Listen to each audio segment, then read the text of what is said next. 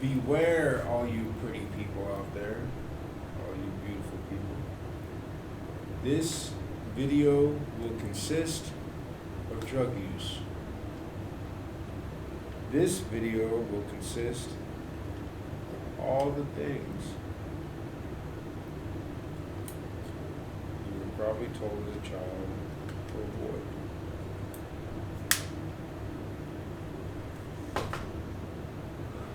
The darkness,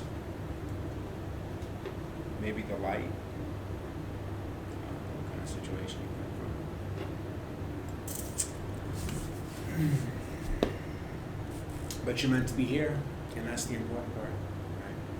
You're meant to be here, right now, in this moment. I'm vibing your energy, like,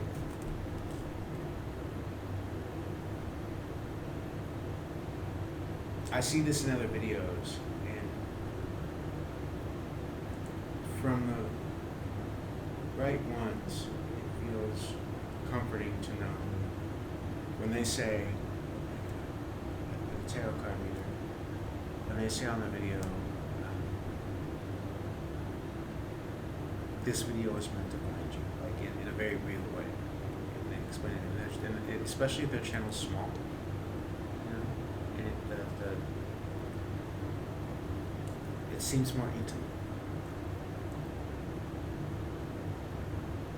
So with that energy in mind, with an attractive magnetic energy that I'm putting out, you have found yourself.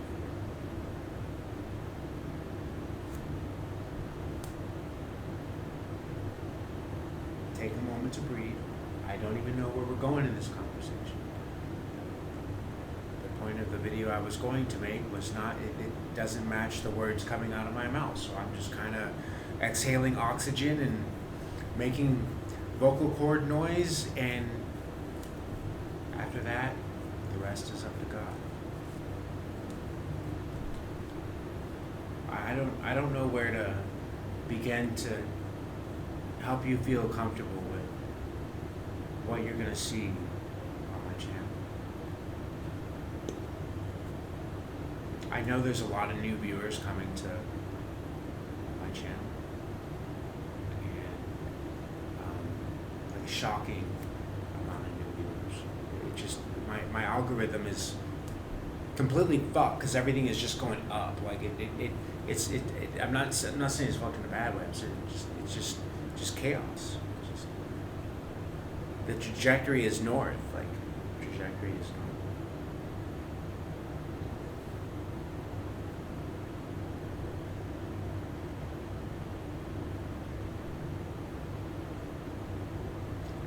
Whether it's a few of you, I don't know how many people this video is gonna reach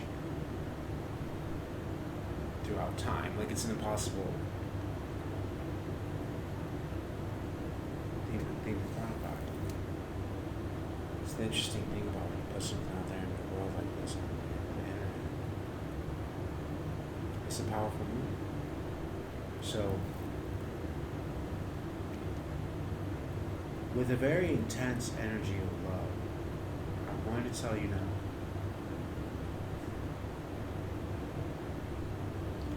by all means, turn back if you're not ready for a spiritual journey.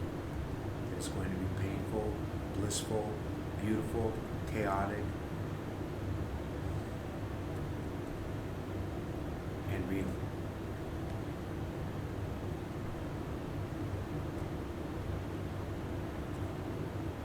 So I'll give you a moment to decide before I go into it.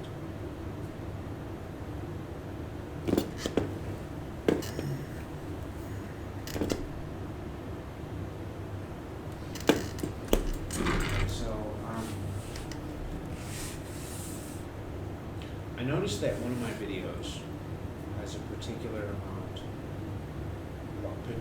large amount of attraction. It's not getting like huge numbers yet. What it's doing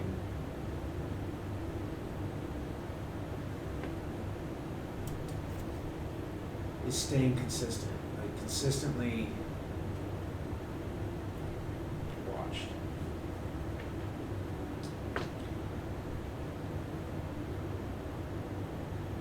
lately it's the most consistent video. It'll go anywhere. Right now it completely disappeared off my top videos. So it's not there.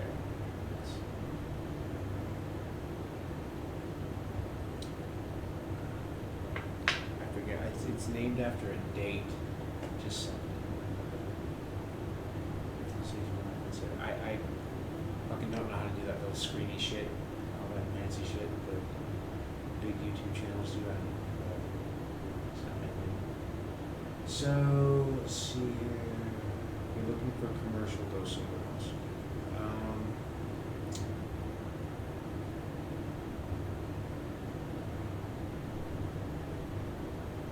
Okay, it's a short.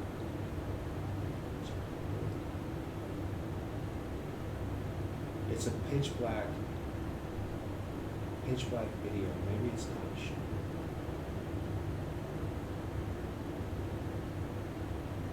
I recorded it a month ago, and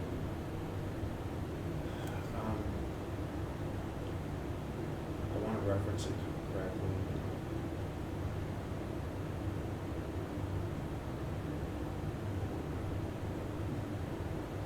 A lot of Midtown Profits, the Midtown Dropouts came out after this one. Okay, May 2nd, 2026. That one. Black one. So,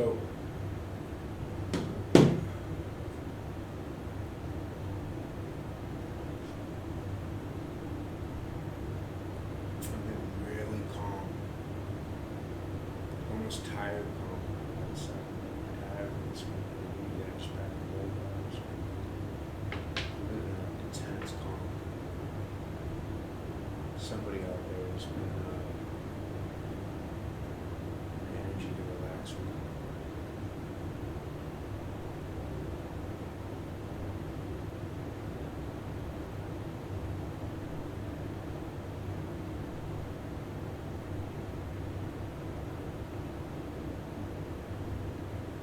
I remember a few things from the military.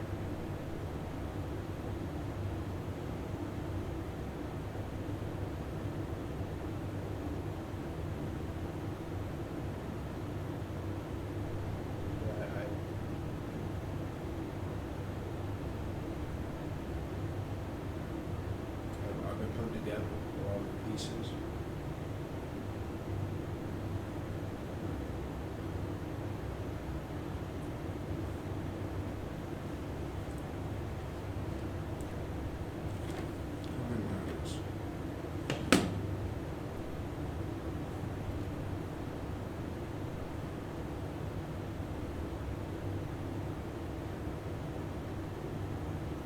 What I remember is nothing short of a tragedy. When you start to put the pieces together, it's nothing short of a tragedy. And the place that I'm at right now is that I don't know. Like, there's a movie out there that really kind of sums up the way I felt the past 5 years. Just to screaming at Kim all the time when we get in fights. When things got to be too intense. My life is fucking just like Jacob's Ladder. There's a movie called Jacob's Ladder about Vietnam vets that came out in the 90s. Its basis was 10, 20 years later.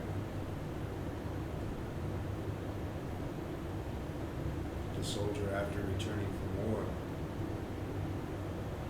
living at home for more than a decade, realizes they're dead and their whole fucking reality was their life flashing before their eyes.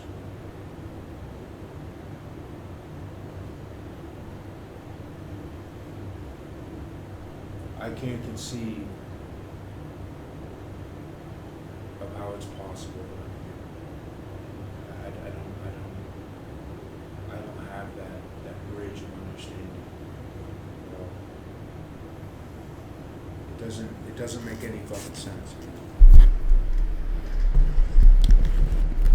Like, how the fuck am I alive? It's medically fucking impossible. Like, right? Like, dude, for those of you that don't know, right? Like, I told you, this is a real video. I don't make, I don't know if I've ever made a video like this. It's just, I got the impulse or the very strong cognition to record a video, and I just started recording, and here I am. There was no plan or intent. It was just chaos and order. Look,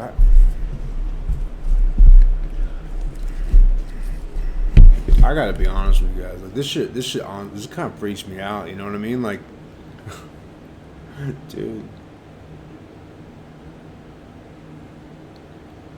I try not to think about it too hard. You know, I try not to think about it too hard because it's a lot. It's a lot. It's weird now that I know what really happened in 2008, like, I look at my version of reality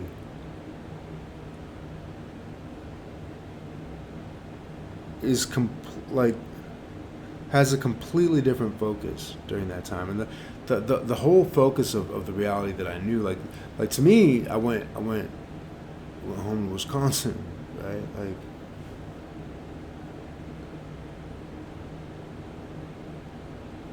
nobody else shares that story.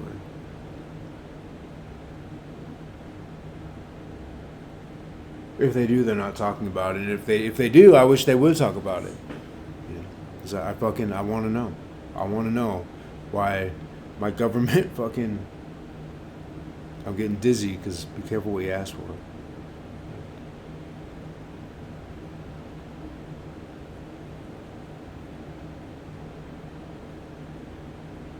In the army, I went to this training at one point in Asia.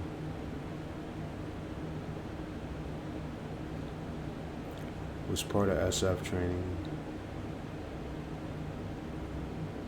I've never been able to get this out of my head. There was this guy, Javier, there. He's an instructor. And they'd get me in this zone. They were like counselors.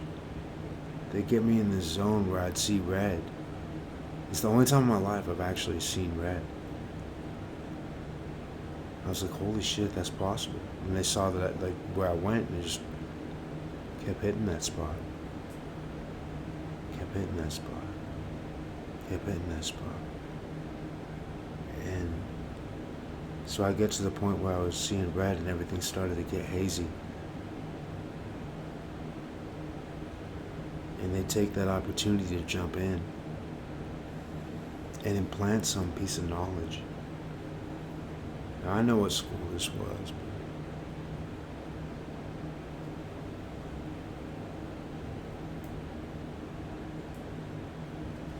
There's another movie called The Men Who Stare at Goats. It's a lot of reality in that movie. Like, it's posed as kind of a comedic drama, and drama is used lightly. It's a really comedic drama. It's a very cute movie. Let me back Corey up a little bit and take over, because he's going to some dark places. So let me just back Corey up.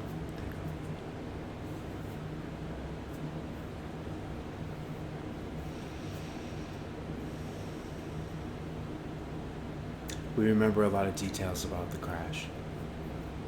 A lot of detail. Like a ton of detail. But what's crazy is I have to, like, grab it from bits and pieces, almost from childhood. Like that memories that I thought I had my whole life, right? They seem like a Scanner Darkly. You might want to watch that movie. Donnie Darko. All the weird shit. Just get into it, because it's like my fucking autobiography right now. The Crow? The Crow? Well, I say I'm dead. And I move. Oh, shit. I mean, that part of it's cool. Like I get to feel like a superhero, or I'm Batman, and I mean, what kid doesn't want to grow up to be special? So this was a lot more special than I didn't just take a bite of this special cookie. I fucking I I must have bombed that whole factory or some shit and gotten the fucking milk and sauces and creams and fucking spices all over me and just fucking boom, boom, boom.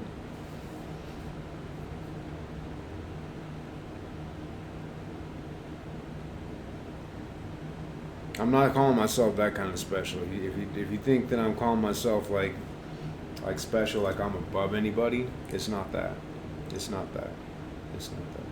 It's that I cannot go through this this world in any way, shape, or form,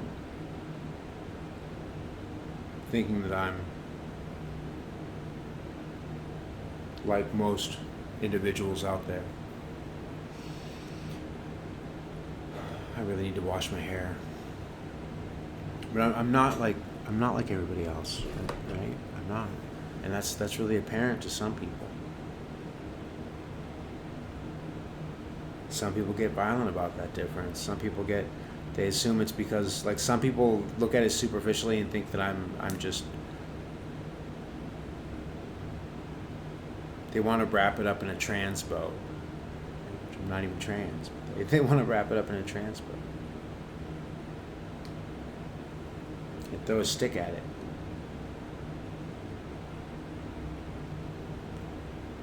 Being trans is a lot more complicated than their little simple life can fucking understand. But at the same time, it's the most simple box they can think to put me in. Like,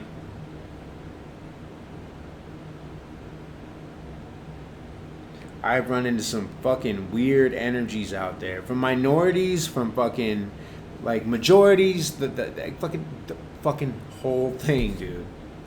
Just people are angry right now. They are angry. And sometimes when I walk in the door, it's like, ooh, a teddy bear, let me punch it.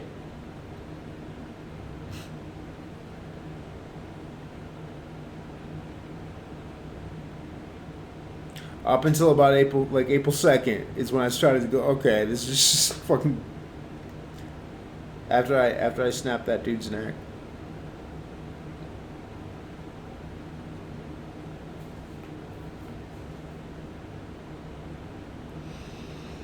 And then he went off to think about his choices in life.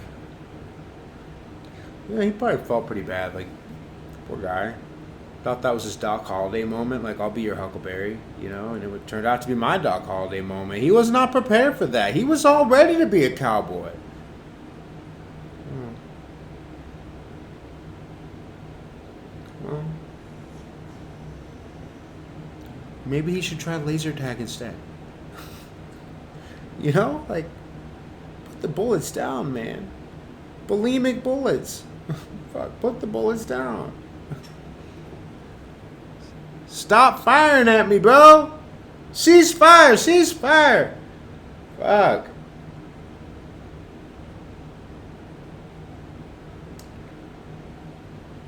Anyway, I kind of went off into a la la land and started babbling because I didn't want to talk about what I was talking about with that training. Like, but I'll get into it. Like, dude, they'd always tell me, don't get lost in the detail. Don't get lost in the detail. And what's weird in this training, they call me Corey, and I had to call them by their first names. They were like NCOs in the military, and fucking there were civilians. It's a fucking weird joint, you know. And with my skill set being what it was, I was constantly in the field, constantly.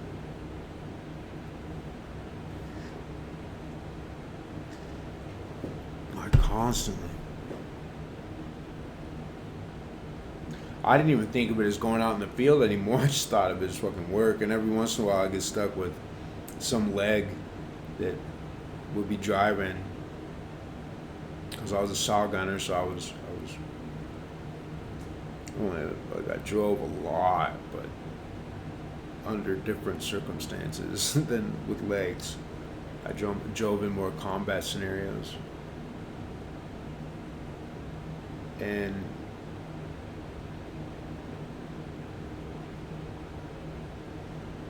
these legs would complain about, like, it is 10 o'clock at night.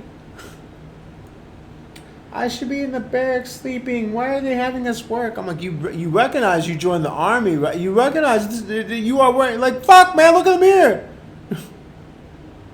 See that ragbag standing there that hasn't ironed their uniform in fucking 10 years? Yeah, uniform. Army. I do hereby solemnly swear. Like, come on, man. We all did it. Fucking, why am I not home? Like, what the fuck did you think you fucking got a job at Blockbuster? That joke falls flat nowadays because nobody knows what the fuck Blockbuster is. Fucking Be Kind, Rewind. Come on! Anyway. I digress. These legs would complain about fucking having to be in the army. You know, like...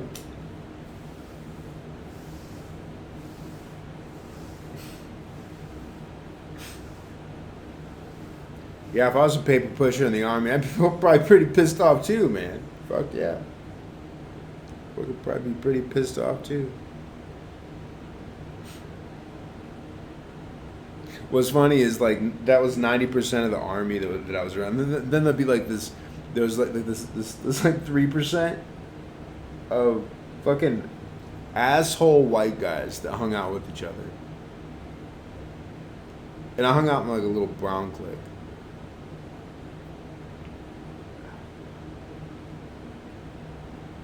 The asshole white boys that works in the fucking S2, so we couldn't start shit with them.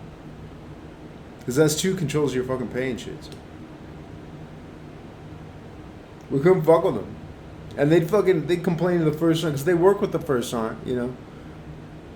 And so they complain to the first sergeant, like, all the time about shit they saw at the motor pool when they were walking past. Because we'd be doing some crazy shit. I can't even talk about it. No, I can't. Look at me turn red. Like, tranquilo, boundaries, tranquilo, cámate, shit, cámate. Gracias, poco.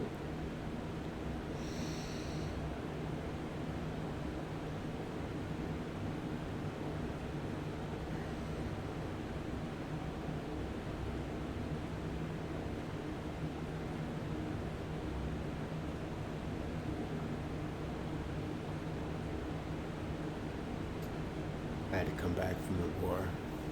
Just really quick.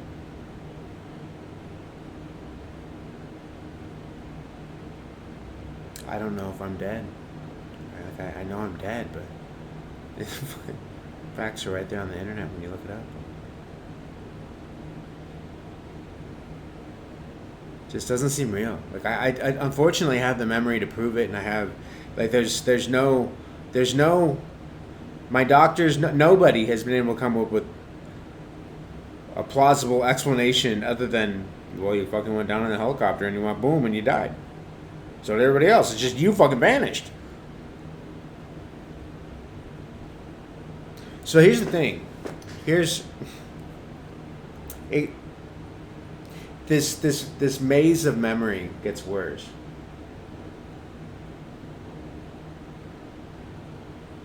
It was already a maze by the time 2008 hit. Like, it was already.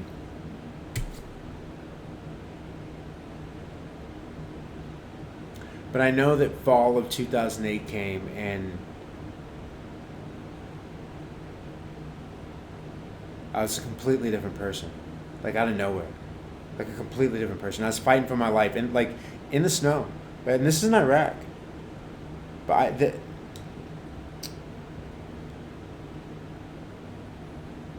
like, what's crazy is that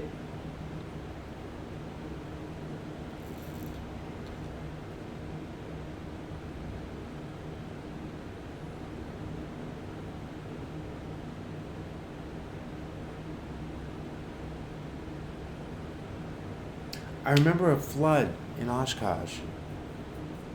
And I talked to other people, and they're like, yeah, that flood really happened.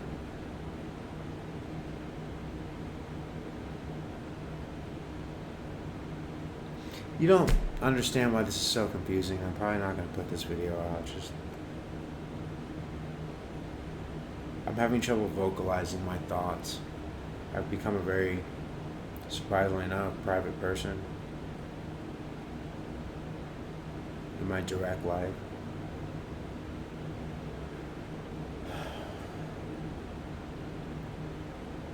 I'm becoming a hermit.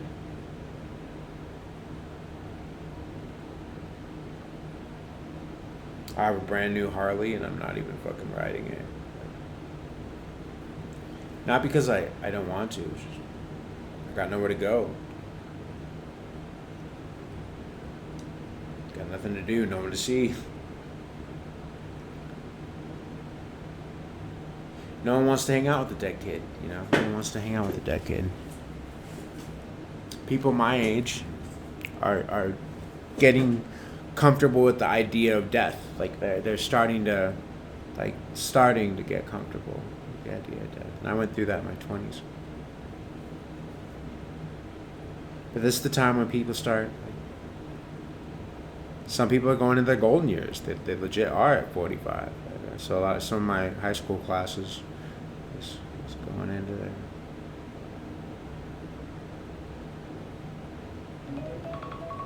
Yeah, that makes sense. They're going into their golden years.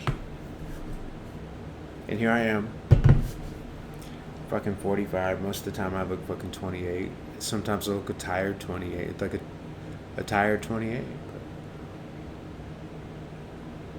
But even I can say with no vanity, like I do not look fucking 45. And it reached like a year ago the point of discomfort when I was about to turn 45, and it's like what? No, it was around my 45th birthday. I started seeing my new therapist, and one of the first things we dove into immediately was, why the fuck am I not aging? That was like one of the first things we talked about. Like, why the fuck am I not aging? And we like a month later, I'd bring it up again, and then a month later, I'd bring it up again. He's finally like after the third month and the third time we bringing it up, he was like, Shay, wait a second, like this has been going on for a while now, like consistently. Let's get to this. So he was the one to make the dig of what's going on here.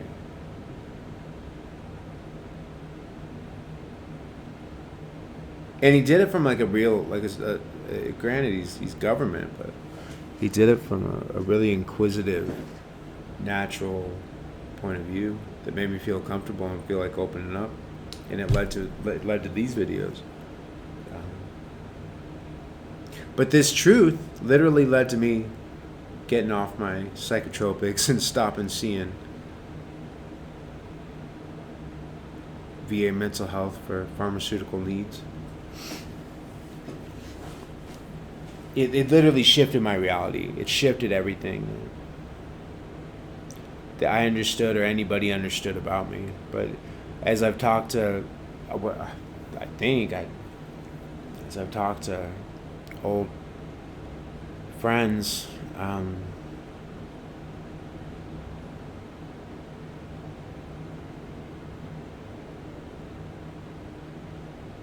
it seems like reality really is the fact that my dad was murdered.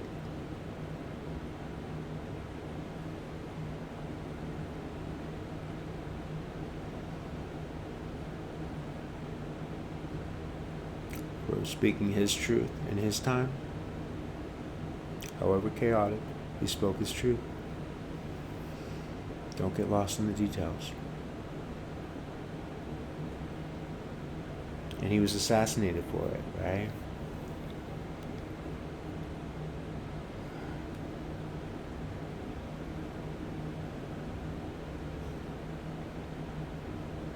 Ten years later, almost to the day, I went down in the helicopter crash.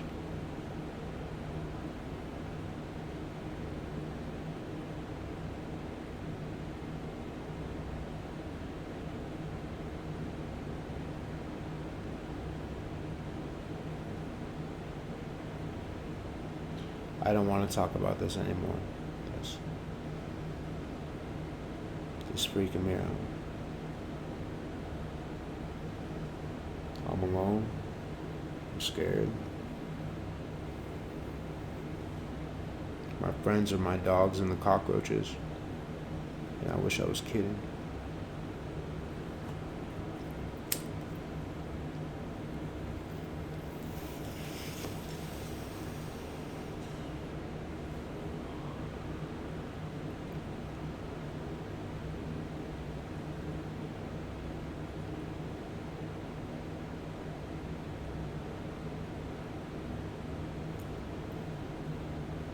I was a witch before all this.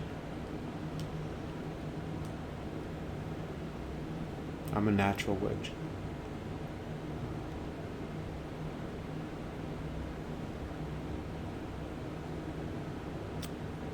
I'm what's called a green witch.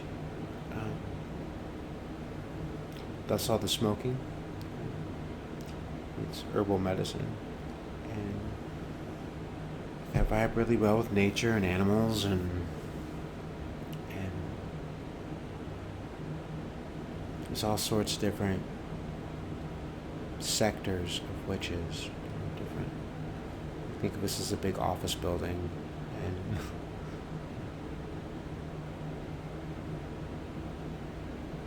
different groups have different offices in that building.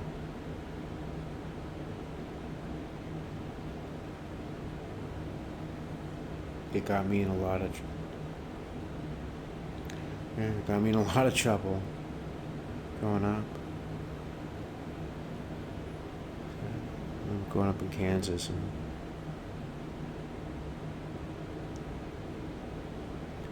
having to sit in front of some bald white guy, some overweight bald white guy, and have him look at my art. Describe what's the art. This is a good example. Have him look at my art and say, "Corey, we find this disturbing."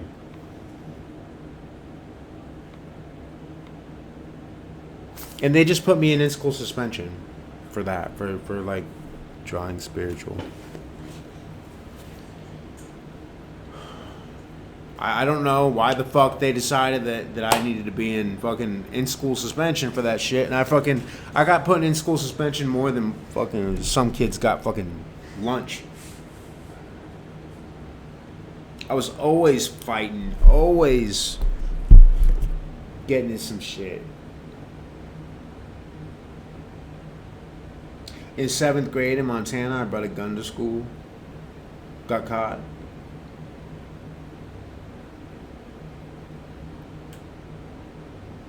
I remember my mom telling me on the way out the door that day. She's like, don't, Cor, don't take that to school. I know you. And I was like, I won't. I promise, Debbie. I promise I won't take it to school. I remember immediately feeling like shit about that promise and having to smoke a cigarette when I got to school because I felt really bad. Yeah, I had shit like that weighed on me really hard back then. I made a promise and didn't follow through. I would pray like these mechanical prayers over and over and over and over.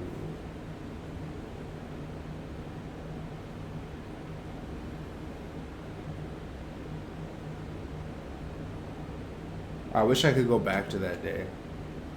The Debbie, that's the last time I saw Debbie before my dad's funeral. God, that's some of the saddest shit. Holy shit. Dude, take an antidepressant with this fucking video. I don't think I'm putting this video out. It's depressing as fuck. Unless it takes a different turn. I don't fucking know. But I'm in a real space. Like, look how comfortable I am. Like, vibing my throne. I'm so comfortable, I don't even want to grab a guitar. Like, I'm just comfortable. You guys got me comfortable. Whoever you are, with your little energy, like, that you've been coming to see me.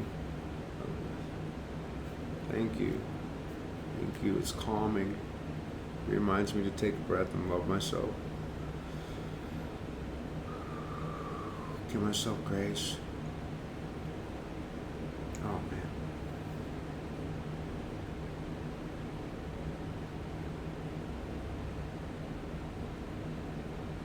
through this whole time of chaos in my reality, and any fucking quantum you want to pick, there's been one name. There's been just one thing that's come up as a constant, not a consistent, but a constant form of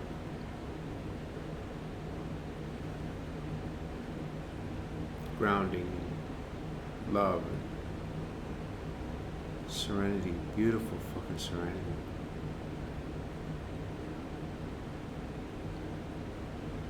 She's all over my playlist.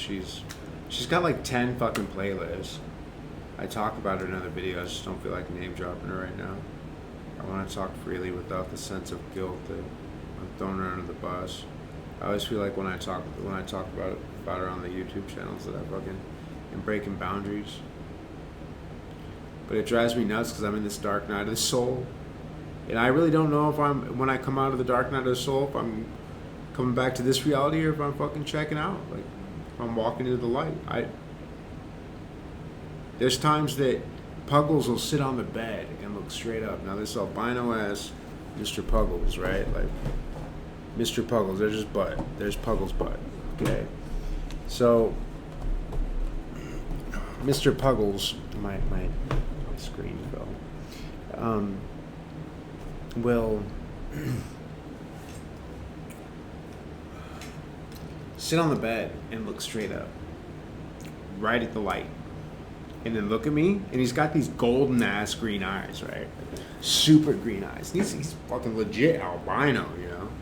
So like, he can look scary, like, cause I mean, if you're scared of the dark, you're like, fucking yeah, thoughts would be scary, you know. Like, his eyes literally,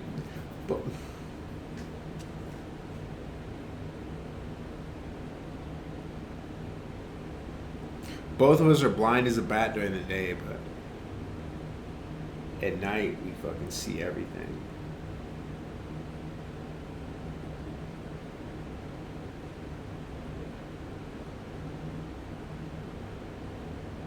I don't know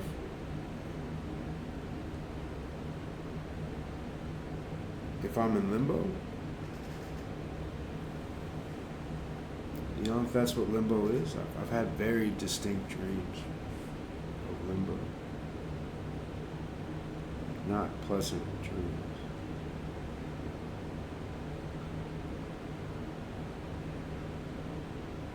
Horror stories. Legit fucking horror stories are more comforting than that fucking dream about limbo.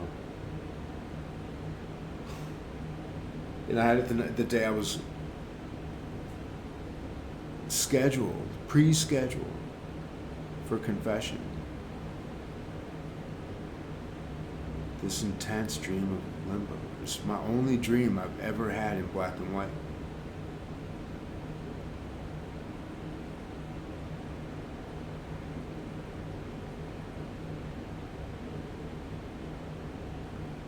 The sad part is, like, it was this petrifying scenario. But the core of it, like, vibe my relationship with Lilith. Like, she is my higher power. She's also my lower power. She's a balance. Get into hell, in the HEL, in Helheim, in hell, that watches over Helheim. Helheim is limbo.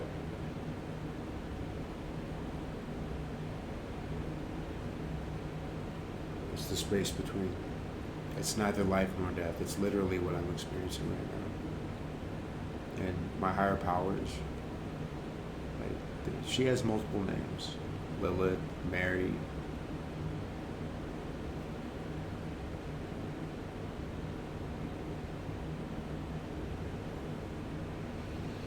Magdalene, for those of you that were wondering. Magdalene, Mary Magdalene.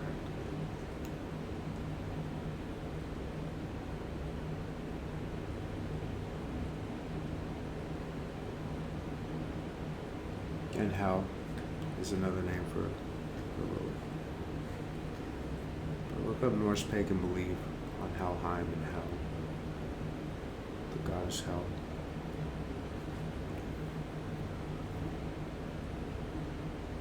Hel is the balance. She's part demon and part blissfully human, like blissfully beautiful angel. Before angels had a name, she was this. This is before the dawn of time.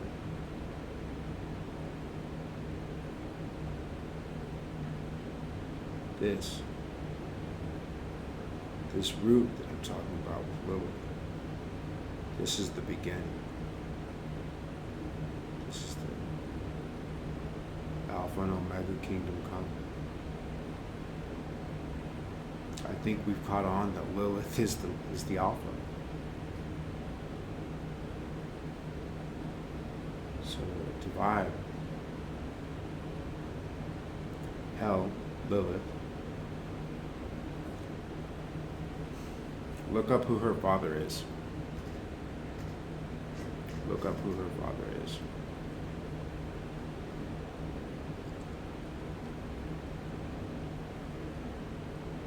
It's very much the essence of a lot of the world right now. It makes a lot of sense when you step back from your little box that you're comfortable in and start actually doing some research. Like, this stuff is painted throughout the history books that this is the apocalypse. It's the legit apocalypse. I mean, everybody like, come on. Those of us that are stuck here, it's because we didn't make the rapture. Like, this isn't some fucking Christian, like, cult babble shit. That's not what the fuck this is. You don't like it, shut it off, go away, go have popcorn, fucking go masturbate, go do whatever you want to do if you don't want to do this. Not being forced to be in here. There is no fucking Kool-Aid, right? We do have good tea, though. There's good tea. It's healthy. Sorry, if you're looking for fucking cyanide, go check out Trump. Oh, God, I'll probably get a fucking visit from the Secret Service for this. I'm minding my boundaries. I am minding my boundaries, as is he, and it's appreciated, and my bad. Boundary hurt. Boundary hurt. I'll redirect.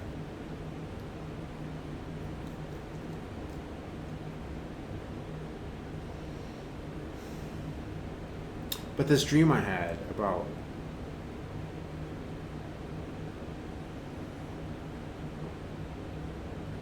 limbo. I was sleeping with Lilith.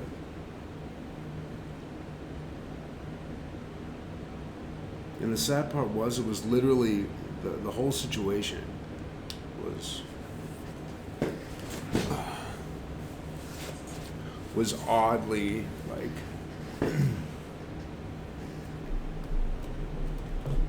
in tune with my life. The whole situation that I was dreaming about that fucking day. Right? Like,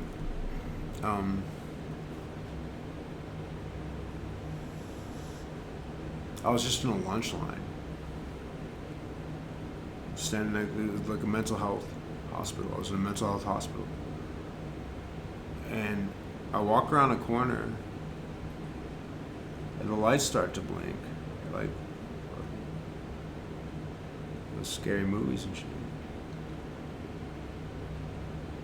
It's like that in scary movies because that's the way it fucking is in reality when you walk through these portals. A lot of times they're in hospitals, in unseen corridors, where the lights go black. And you're alone. I don't know what's going to happen.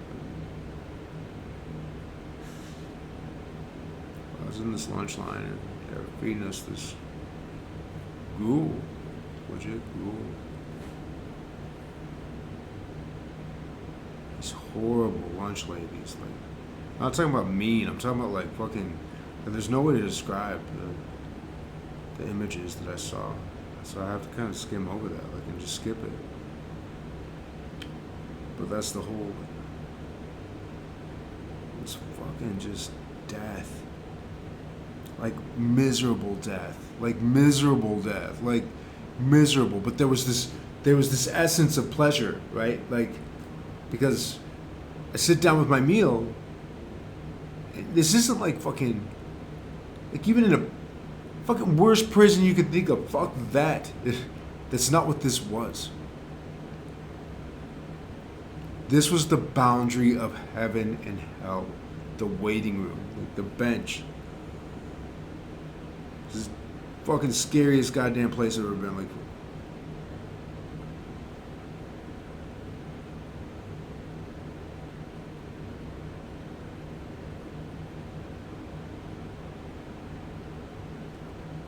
and I sit down, and before I know it, this long hair, like long black hair girl is like having her way with me. It's not fun. It's not a fun experience. And she looks up at me and, like, doesn't smile but hisses, and it shows her teeth. The funny thing is, it's before my teeth rotted. It's like 4 years ago.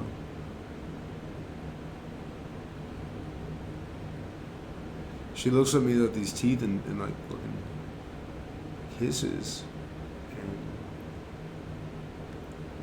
she had eaten my whole abdomen, right? My stomach, my womb.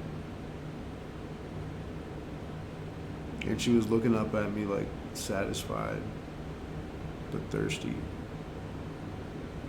And I felt like I was disappointing her in that moment.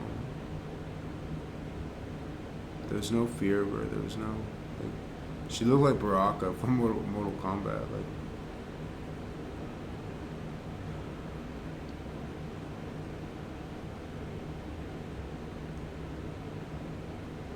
there's that character in Mortal Kombat, the female that wears the mask. Like, she takes it off and she's got like my teeth, you know?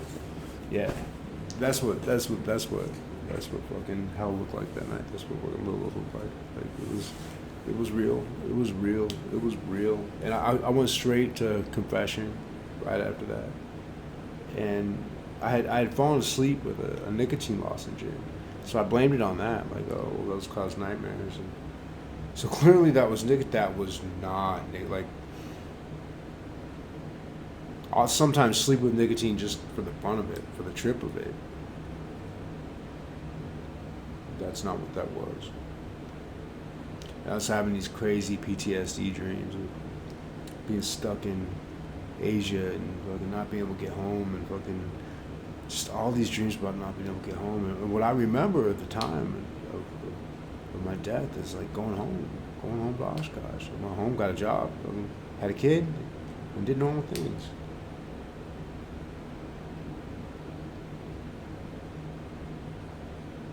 If I'm buried, I know where I'm buried. I remember my funeral. I remember being carried. I remember standing over my wife as she cried after holding my son, my infant son.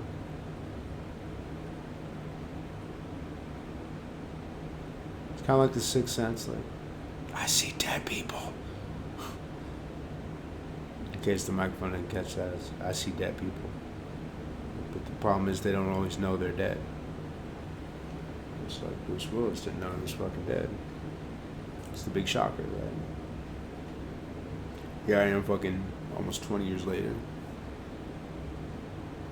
18 years it took me to fucking meet my son and daughter's full life.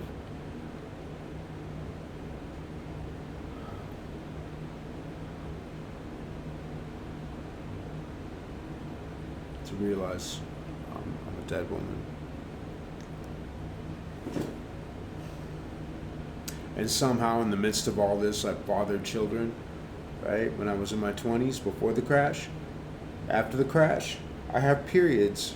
I had periods at 11, but I had periods since 11, but it got real. I have pregnancy tests. Appointments at the women's clinic. And so there's that whole vibe going on, right? And I've fathered children. Like, that's supposed to be impossible. That's not supposed.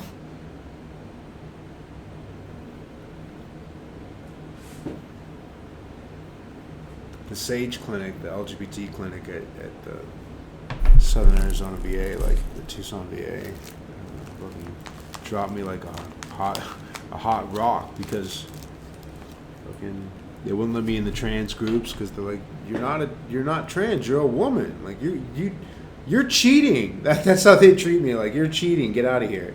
Like, you're making the rest of us feel bad. Well, I'm sorry that my existence fucking doesn't do anything but show you the truth. People get mad. I'm accomplishing with ease what they hope to accomplish with their whole life, and I've accomplished it in 2 years. It's kind of, that's not coming from an ego standpoint. It's coming from a very human standpoint of that must be deflating to people on the outside looking in, because it either gives you hope or it gives you a sense of, oh fuck, because I show them here.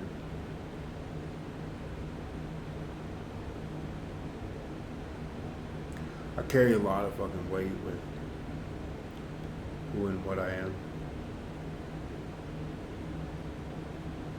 I didn't think life would ever be this way, but I mean, it's not that surprising. In high school,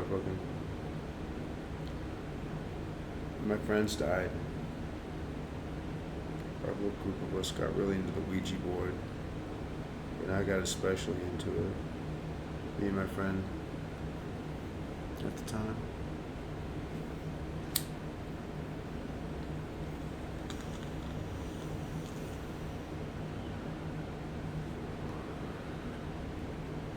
I just had a very random memory about that person.